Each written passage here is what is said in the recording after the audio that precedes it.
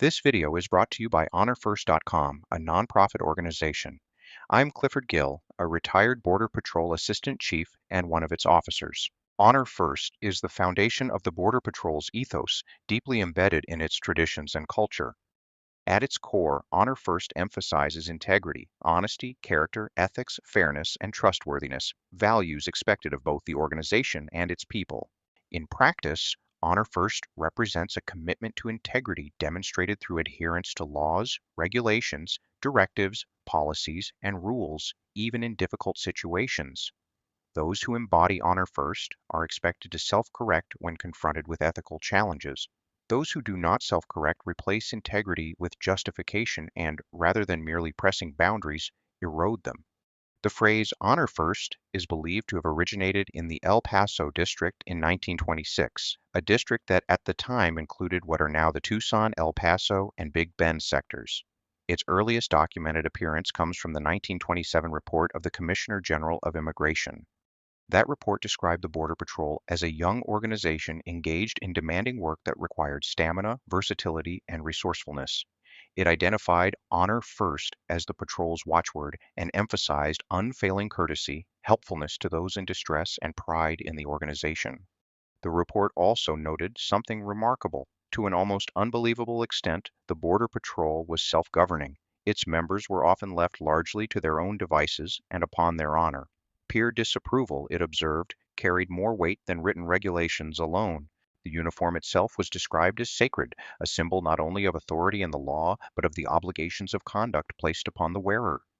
This description reveals an important balance. While Honor First encouraged initiative and independence, it also demanded fidelity to lawful authority. From its earliest years, the Border Patrol depended on individuals capable of decisive action, yet bound by laws, regulations, and directives. To act independently might demonstrate initiative; to act rightly within authorized bounds demonstrated honor. District guidance from the late 1920s reinforced this understanding.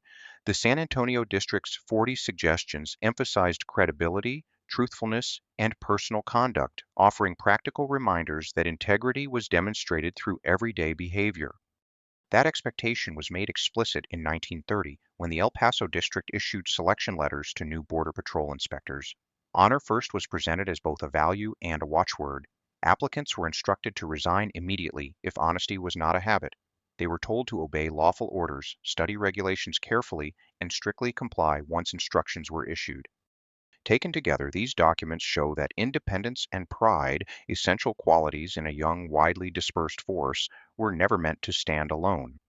Honor, first developed within a framework that tied personal judgment to ethical conduct, lawful authority, and responsibility for the organization's reputation, not to self-definition alone.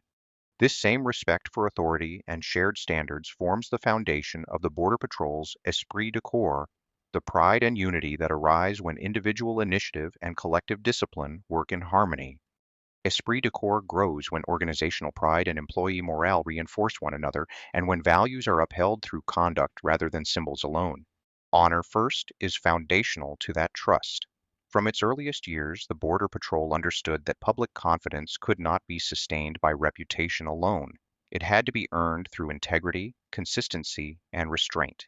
Honor First is not simply about believing one is right, it is about acting rightly within the bounds of law, authority, and trust, especially when independence makes that harder. That understanding shaped the Border Patrol during its formative years and remains essential to preserving its credibility, its culture, and its esprit de corps.